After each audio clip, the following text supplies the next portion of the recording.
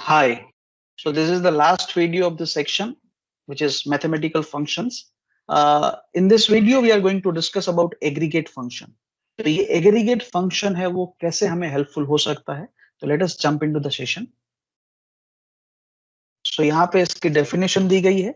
The aggregate function allows you to apply functions such as average, sum, count, max, mean, etc. and ignore the errors or hidden rows. तो ये जो ignore errors and hidden रोज है वो बहुत ही important चीज है, क्योंकि बहुत बार हमारे पास जो डेटा होते हैं उसमें हम कुछ चीजों को हाइड करते हैं, यानी उसको हाइड रखते हैं और फिर उसके बाद जो बचा है उसका हमें टोटल चाहिए.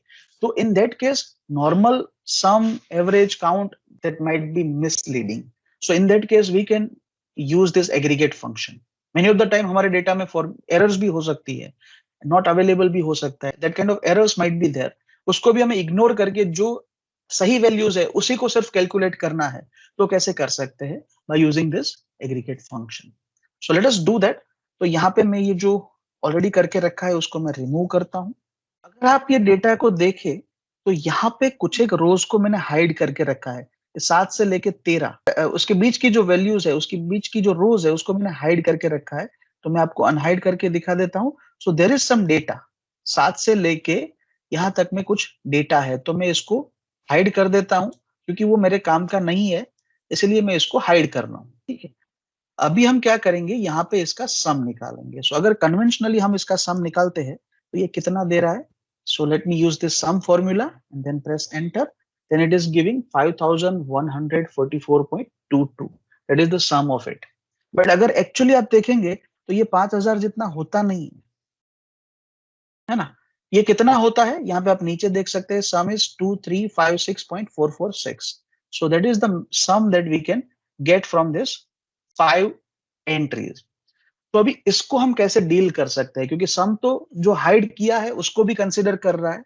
तो हम यहाँ पे यूज कर सकते हैं एग्रीगेट फंक्शन को. तो हम यूज करेंगे इज इक्वल टू एग्रीगेट.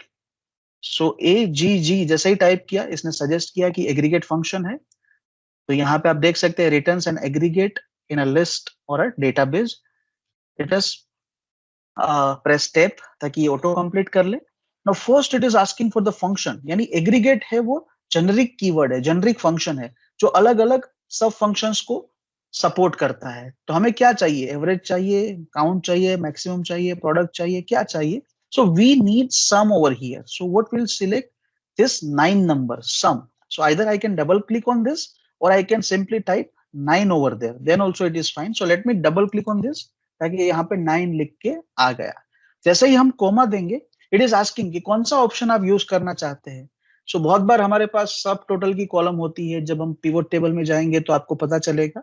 सो अगर हमें सब टोटल की जो नेस्टेड वैल्यूज है उसको हमें अगर इग्नोर करना है तो हम इसको यूज कर सकते हैं. 0 यूज कर सकते हैं. इग्नोर हिडन रोज, नेस्टेड सब टोटल एंड एग्रीगेट फंक्शन तो यूज कर सकते हैं. बट वो हिडन रो के साथ साथ सब टोटल को भी इग्नोर करेगा.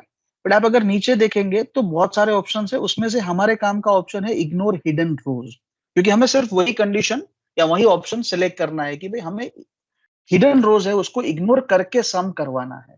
So what I will do, I will select this 5. तो आप देख सकते हैं 9,5 and after that I will put a comma. और अभी ये पूछ रहा है कि अभी आप अपनी जो रेंज है उसको सिलेक्ट करिए. तो मैं यहाँ से लेके यहाँ तक की मेरी जो रेंज है उसको सिलेक्ट करता हूँ and then I will press enter. अभी आप देख सकते हैं कि आंसर क्या आया, 2356.45. तो हमने यहाँ पे इसको सिलेक्ट करके जो यहाँ पे नीचे स्टेटस बार में देखा था 2356.446, तो same answer we are getting over here by using this aggregate function. Similarly आप बहुत सारे अलग अलग फंक्शंस भी यूज कर सकते हैं. तो यहाँ पे मैं आपको एवरेज का दिखाता हूँ and for other functions you can also do a practice. ये सब क्वांटिटी, डिस्काउंट, प्रॉफिट, ये सब के लिए भी आप कर सकते हैं अपनी प्रैक्टिस के पर्पज से. So is equal to and then aggregate. Let me press tab. और यहाँ पे मैं क्या निकालना चाहता हूँ, so I want to find out the average. So let me press 1 over there because it is the first option and then put a comma. Comma रखने के बाद इट इज आस्किंग फॉर, तो कोमा देने के बाद ये पूछ रहा है कि कौन सा ऑप्शन सेलेक्ट करना है. सो यहाँ पे भी सेम हम हिडन रोज को इग्नोर करना चाहेंगे. यहाँ पे देखिए आप, इग्नोर एरर वैल्यूज है, ignore hidden rows and the error value both अगर है. सो लेट्स से हमारे डेटा सेट में हिडन रोज भी है प्लस एरर वैल्यूज भी है, दोनों को इग्नोर करवाना है तो हम 7 यहाँ पे टाइप करेंगे. बट यहाँ पे as of now this 5 will be applicable, so let us select this 5 and then put a comma, select this range and then enter. तो यहाँ पे इसकी एवरेज कितनी आई? 471.29. एक्चुअली ये नीचे एग्रीगेट डैश एवरेज है, वहां पे होना चाहिए. Let me just cut this and paste it over there. और यहाँ पे हम नॉर्मल एवरेज गिनते हैं तो कितना आता है. So let us see that. So it is coming to 467.65. But जब हम ये हिडन रोज को इग्नोर करते हैं तो ये 471.29 आ जाता है. तो ये एग्रीगेट फंक्शन है वो बहुत बार हमें यूजफुल हो सकता है, क्योंकि हम जब ये अकाउंटिंग का डेटा लेके बैठेंगे तो उस टाइम पे हो सकता है कि हमारे पास काफी सारे ईयर्स का डेटा हो जिसमें क्वार्टरली, मंथली, डेली ऐसे ट्रांजेक्शन्स हो सकते हैं, जिसमें हमें कुछ एक क्वार्टर्स को हाइड करना पड़ता है. तो हमने वो हाइड किया और उसके बाद जो रिमेनिंग क्वार्टर्स बचे हैं उसका अगर मुझे टोटल चाहिए तो मैं ये एग्रीगेट फंक्शन यूज कर सकता हूँ. उसमें जो नॉर्मल फंक्शन है सम, एवरेज, काउंट, काउंटा, तो वो पॉसिबल नहीं हो पाएगा. So I hope you are getting the point. So let's practice this. Thank you so much.